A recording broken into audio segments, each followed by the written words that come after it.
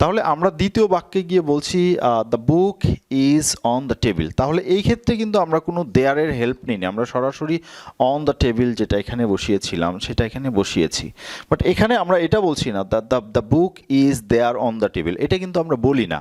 আমরা কেন এখানে দেয়ার ব্যবহার করি না আর এখানে কেন দেয়ার ব্যবহার করি, এটার মূল যে পার্থক্য সেটা আমরা এই বাক্যটিতে দেখব। এখানে আমরা বলছি টেবিলে একটি বই আছে। এখন টেবিলে একটি বই আছে সেটি সুনির্দিষ্ট কোনো বই নয়, এটা হচ্ছে যে একটা হচ্ছে অনির্দিষ্ট ইনডিফিনাইট একটি বিষয়, যে বই আছে সেই বইটি আসলে বাংলা বই হতে পারে, সেই বইটি একটা ইংরেজি বই হতে পারে, বা এটা একটা গল্পের বই হতে পারে, এটা উপন্যাসের বই হতে পারে।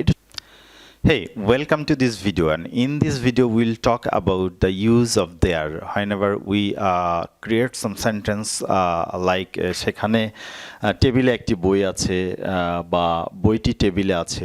তো এই যে দুই ধরনের বাক্য আমরা দেখছি, আমরা একটু ভালো করে খেয়াল করি যে এই দুইটা বাক্যের মধ্যে আসলে কি পার্থক্য আছে। আমরা বলছি যে টেবিলে একটি বই আছে, আবার বলছি যে বইটি টেবিলে আছে।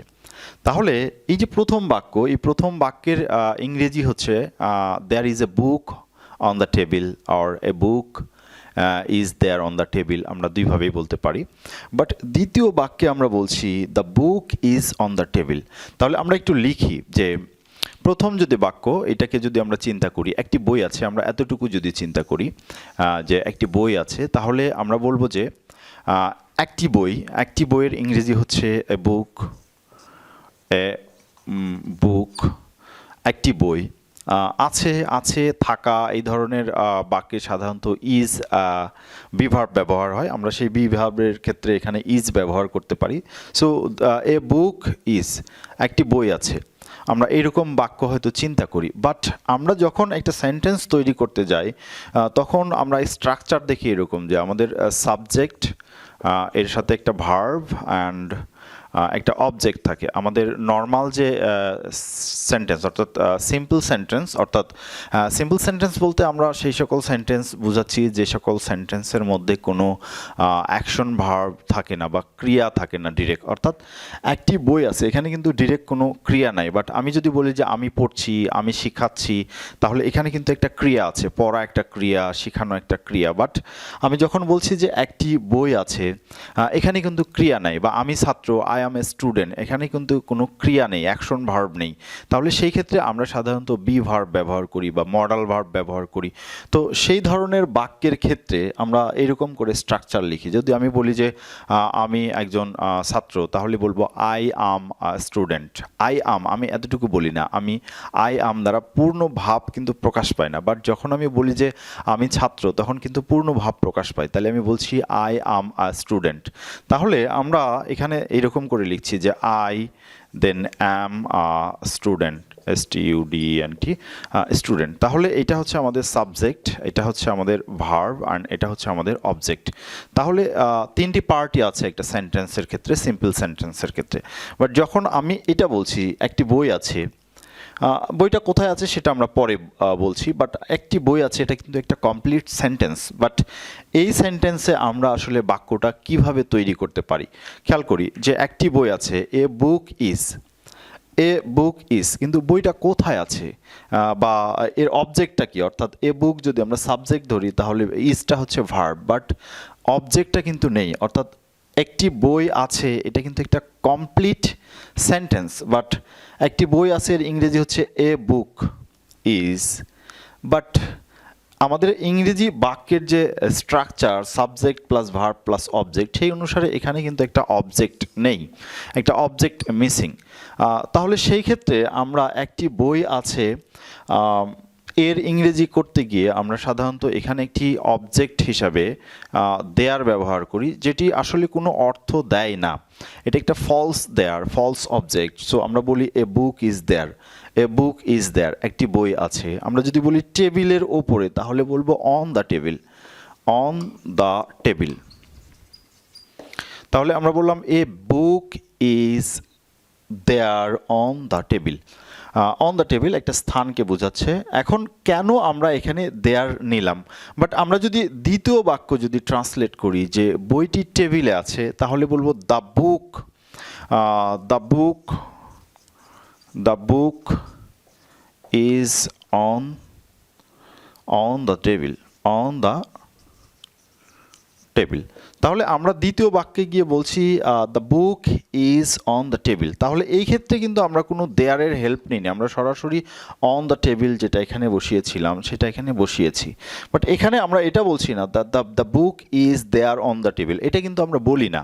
আমরা কেন এখানে দেয়ার ব্যবহার করি না আর এখানে কেন দেয়ার ব্যবহার করি, এটার মূল যে পার্থক্য সেটা আমরা এই বাক্যটিতে দেখব। এখানে আমরা বলছি টেবিলে একটি বই আছে। এখন টেবিলে একটি বই আছে সেটি সুনির্দিষ্ট কোনো বই নয়, এটা হচ্ছে যে একটা হচ্ছে অনির্দিষ্ট ইনডিফিনাইট একটি বিষয় যে বই আছে, সেই বইটি আসলে বাংলা বই হতে পারে, সেই বইটি একটা ইংরেজি বই হতে পারে, বা এটা একটা গল্পের বই হতে পারে, এটা উপন্যাসের বই হতে পারে। এটা সুনির্দিষ্ট কোনো বই নয়, যে কোনো একটা বই হতে পারে, এটা অনির্দিষ্ট। তো অনির্দিষ্ট যখন কোনো বিষয়কে আমরা উল্লেখ করি তখন কিন্তু আমরা দেয়ারের হেল্প নিই।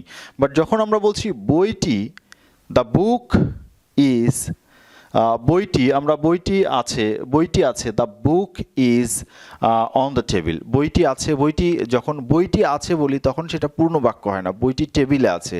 বাট একটি বই আছে, এটি একটি পূর্ণ বাক্য। তাহলে আমরা যখন সুনির্দিষ্ট কোনো সাবজেক্ট পেয়ে যাই, সাবজেক্টটা যখন ডেফিনাইট হয়, সুনির্দিষ্ট হয়, তখন কিন্তু আমরা আর দেয়ারের ব্যবহার করি না। সুতরাং বইটি টেবিলে আছে এর ইংরেজি হচ্ছে the book is on the table. But একটি বই আছে বা টেবিলে একটি বই আছে এর ইংরেজি হচ্ছে a book is there on the table. অথবা আমরা দেয়ারটাকে সাবজেক্ট হিসাবে নিতে পারি, বুকটাকে অবজেক্ট হিসাবে নিতে পারি। তাহলে সেই বাক্যটা হয়ে যায় যে there is a book on the table.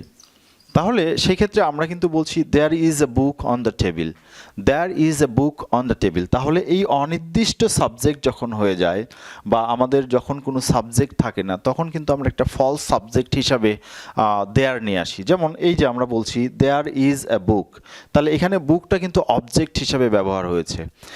তো সাবজেক্ট কিন্তু ছিল না, বইটি টেবিলে আছে, এখানে কিন্তু সাবজেক্ট ছিল না, আমরা প্রথম যে বাক্যে বলেছি। সুতরাং এখানে একটা ফলস সাবজেক্ট হিসাবে দেয়ার নিয়ে এসেছি। So there is a book on the table, যেহেতু এটা অনির্দিষ্ট বিষয়। আবার আমরা যদি বইটাকে সাবজেক্ট হিসাবে ধরি তাহলে অবজেক্টটা নেই, তাহলে আমরা বলছি এ বুক ইজ দেয়ার। এটার বাংলা হয় যে বইটি সেখানে আছে, বইটি সেখানে একটি বই আছে আর কি, সরি, সেখানে একটি বই আছে। তাহলে অনির্দিষ্ট, এটা যে কোনো বই হতে পারে, আমরা আগেই বলেছি। তাহলে a book is there on the table, তাহলে সেই ক্ষেত্রে কিন্তু আমরা একটা দেয়ারের হেল্প নেই। বাট আমরা যখন এটা সুনির্দিষ্ট করে বলছি বইটি টেবিলে আছে, তাহলে the book is on the table, the book is on the table. আমরা একটু খেয়াল রাখবো যে এটা সুনির্দিষ্ট একটি জিনিসকে বোঝাচ্ছে, আর যখন অনির্দিষ্ট কোনো জিনিসকে বোঝায়, যেমন গ্রামে একজন রাজা আছে, there is a king in the village, there is a king in the village. কারণ এখানে একজন রাজা বলতে ঠিক কোন রাজাকে বোঝাচ্ছে এটা কিন্তু আমরা পরিষ্কার না।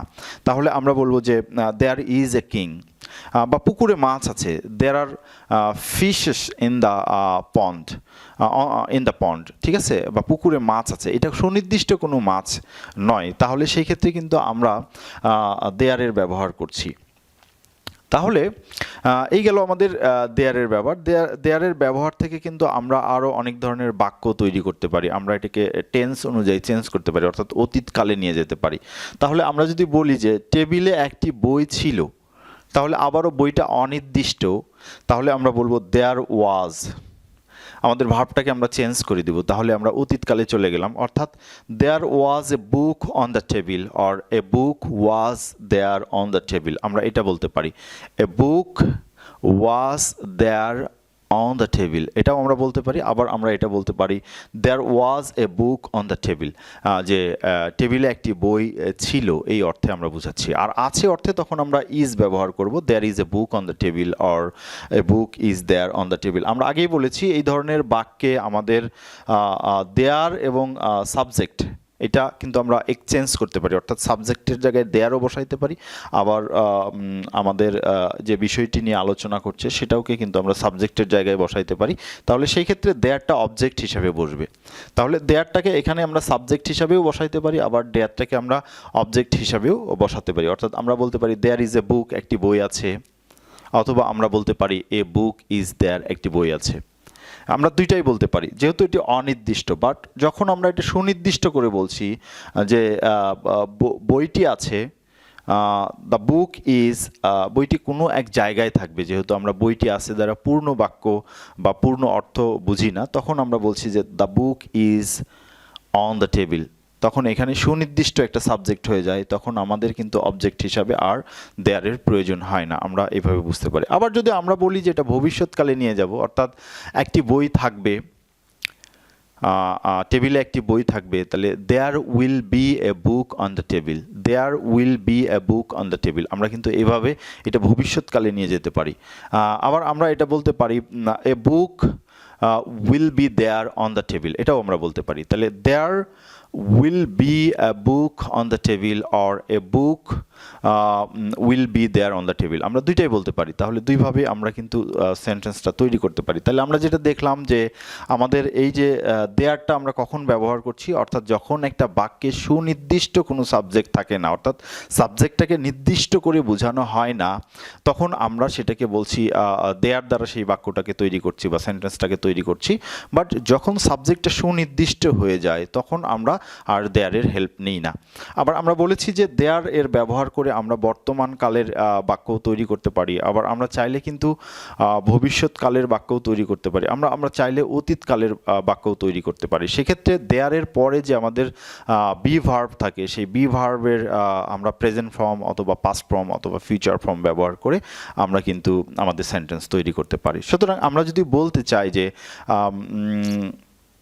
এক রাজা ছিল, তাহলে there was a king or a king was there, তাহলে এক রাজা ছিল বা এক যে ছিল রাজা, আমরা এরকম করে বলতে পারি।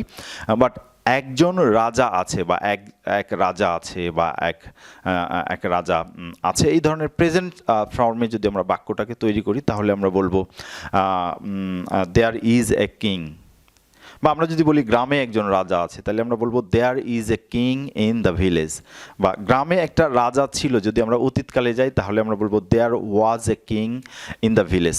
তাহলে আমরা একটু ভালো করে দেখি যে আমরা কিভাবে টেন্সকে কনভার্ট করছি, অর্থাৎ আমরা বর্তমান কাল এবং অতীতকালে যাচ্ছি, অথবা ভবিষ্যৎকালে যদি আমরা যাওয়ার চিন্তা করি তাহলে কিভাবে আমরা এটাকে বলতে পারি, আমরা একটু খেয়াল করি।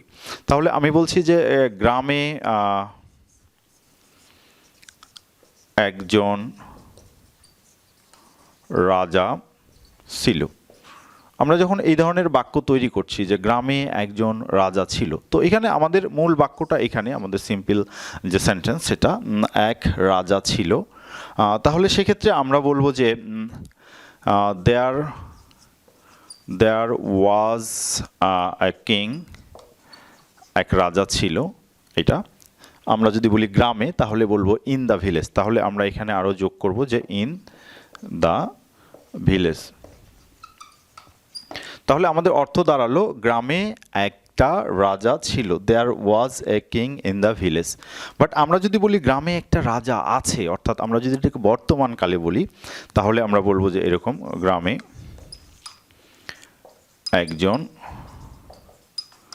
রাজা আছে। তাহলে আমরা কি বলবো, আমরা বলবো রাজা আছে, তাহলে আমরা বলবো দেয়ার ইজ এ কিং, একজন রাজা আছে বর্তমান কাল, তাহলে বলবো দেয়ার ইজ এ কিং।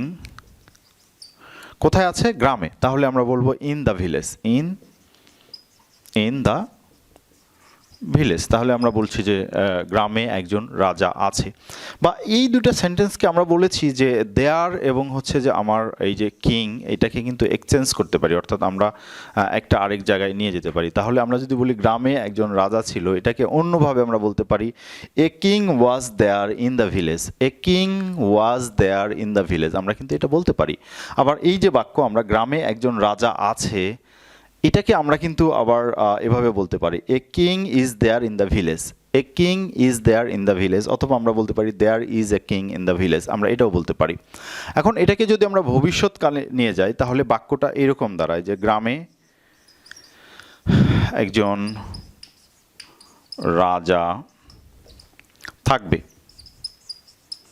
আমরা এরকম বলতে পারি থাকবে, গ্রামে একজন রাজা থাকবে। তাহলে আমরা বলছি দেয়ার উইল বি, ভবিষ্যৎকালের জন্য আমরা বর্তমানকালের জন্য ইজ, অতীতকালের জন্য ওয়াজ এবং ভবিষ্যৎকালের জন্য উইল বি ব্যবহার করব। তাহলে এটার যে ট্রান্সলেশন হবে, আমরা যদি এটাকে মূল বাক্য ধরি, আমাদের সিম্পল সেন্টেন্স একজন রাজা থাকবে, তাহলে there will be a king, আমরা বলবো কি, আমরা বলবো দেয়ার